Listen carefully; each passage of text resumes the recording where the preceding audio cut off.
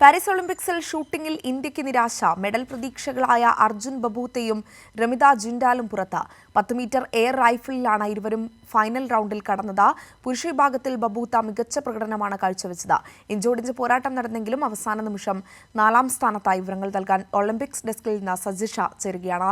Sajisha, India medal വേട്ട പ്രതീക്ഷിച്ചുകൊണ്ടിറങ്ങിയ ഇന്ത്യക്ക് ഇപ്പോഴിതാ നിരാശയുണ്ടാകുന്നു. മത്സരത്തിന്റെ വിവരങ്ങൾ എങ്ങനെ?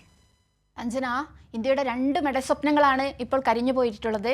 ഷൂട്ടിങ്ങിൽ നമ്മുടെ മെഡൽ പ്രതീക്ഷകളായിരുന്നു. ഇന്ത്യ എന്തെങ്കിലും ഒരു മെഡൽ ലഭിക്കുമെന്ന പ്രതീക്ഷയിൽ നിൽക്കുകയായിരുന്നു. 2 പേരും ഫൈനൽ റൗണ്ടിലെത്തിയ 2 പേരും ഇപ്പോൾ പുറത്തായിരിക്കുകയാണ്. അർജുൻ ബത്തൂത്തയും രമിത ജിൻഡലും. പുരുഷ വിഭാഗത്തിൽ അർജുൻ ബത്തൂത്ത 10 മീറ്റർ എയർ റൈഫിളിലായിരുന്നു മത്സരിച്ചിട്ടുണ്ടായിരുന്നത്. ബത്തൂത്ത ഇഞ്ചോടിഞ്ച് മത്സരത്തിൽ ഒരു 4ാം സ്ഥാനത്തേക്ക് പിന്തള്ളപ്പെട്ടിരിക്കുകയാണ്.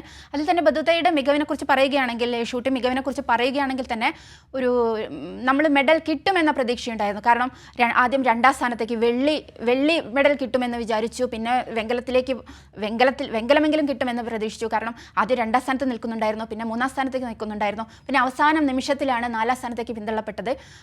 അതിൽ ചൈനയ്ക്കാണ് അതിൽ സ്വർണം കിട്ടിയിട്ടുള്ളത്. വനിതകളുടെ വിഭാഗത്തിലാണെങ്കിലും അതും 10 മീറ്റർ എയർ റൈഫിൾ തന്നെയാണ്. നമ്മുടെ രമിത ജിൻഡാൽ പുറത്തായിരിക്കുന്നുണ്ടായിരുന്നു. ഇതിനിടയിൽ ഒരു ഷൂട്ടിങ്ങിൽ ഒരു ചെറിയ പ്രതീക്ഷ നമുക്ക് കിട്ടിയിരിക്കുന്നത് നമ്മുടെ മനു ബക്കർ. നമുക്ക് ഇന്ത്യക്ക് ഇത്തവണത്തെ ഒളിമ്പിക്സിൽ ആദ്യത്തെ മെഡൽ കൊണ്ടുവന്നിട്ടുള്ള ഷൂട്ടിംഗ് താരം മനു ബക്കർ മിക്സഡ് ഡബിൾസിലും വെങ്കല മെഡൽ യോഗ്യതാ റൗണ്ടിലേക്ക് കടന്നിട്ടുണ്ട്. വിവരങ്ങൾ നൽകിയത്. പാരീസ് ഒളിമ്പിക്സിൽ ഇന്ത്യക്ക് വീണ്ടും നിരാശയുണ്ടാകുന്നു. ഷൂട്ടിംഗിൽ ബബൂത്ത പുറത്തായിരിക്കുകയാണ്.